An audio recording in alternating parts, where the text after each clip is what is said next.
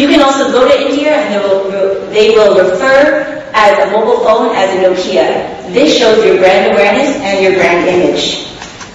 Below, we have suggestions on how you can continue to retain your market share in India and China.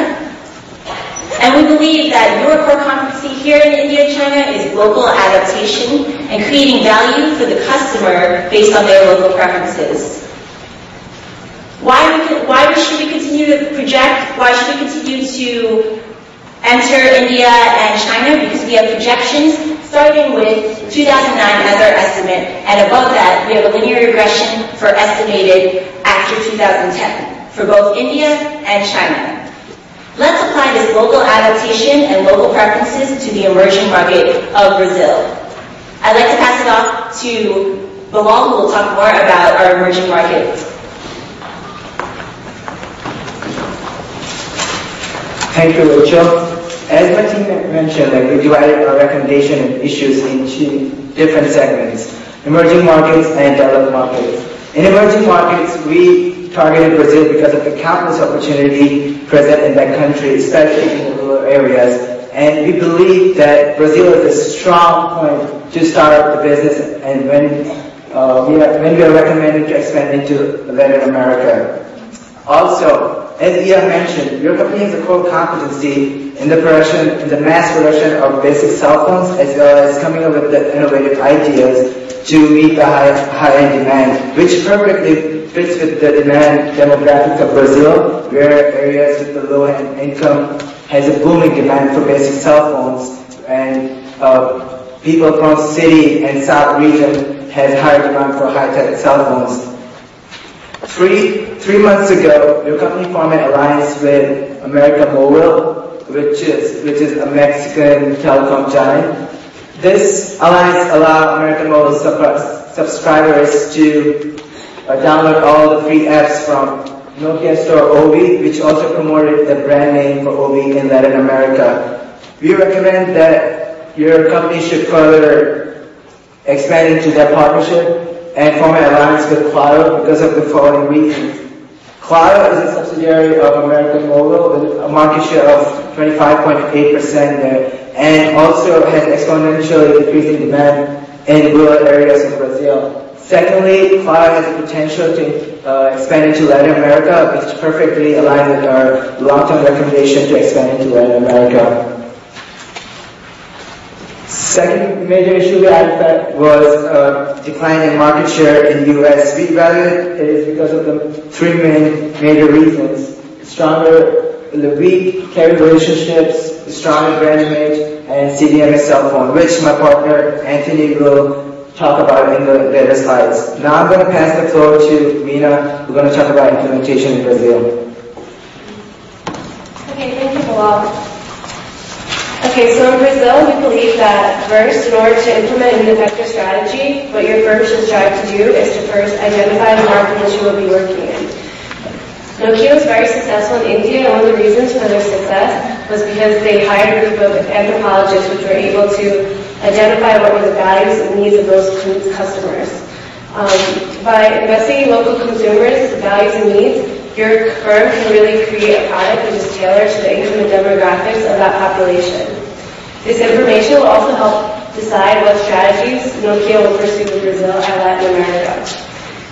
Stage 2, we believe that you should maintain a partnership with Claro. Not only is Claro prominent in every province in Brazil, but also throughout South and Central America. So if this strategy is successful in Brazil, this has many opportunities to expand around the continent. In terms of marketing, Nokia has always been a consumer-driven company, and we believe that the marketing campaign should reflect the value of connecting people, and that Nokia should strive to show that the product is relevant to that specific market. India's Made in India campaign was so successful because customers there were able to identify not only with Nokia's products, but with the brand itself. So we believe that a similar strategy should be pursued in Brazil. We can really use local preferences in Brazil to cater the marketing. In India, as my colleague Rachel mentioned, cricket is very prominent, and in Brazil it's soccer. The World Cup is coming up in 2010, and we believe that we can go into rural populations and host projection screens in order to provide something that is normally not accessible to these populations. We really believe that what Nokia should strive to do is create a relationship with the customer so as they move throughout the value chain. And if this is successful in Brazil, we can continue to move into Latin America. And now my colleague Anthony will speak about implementation in the U.S.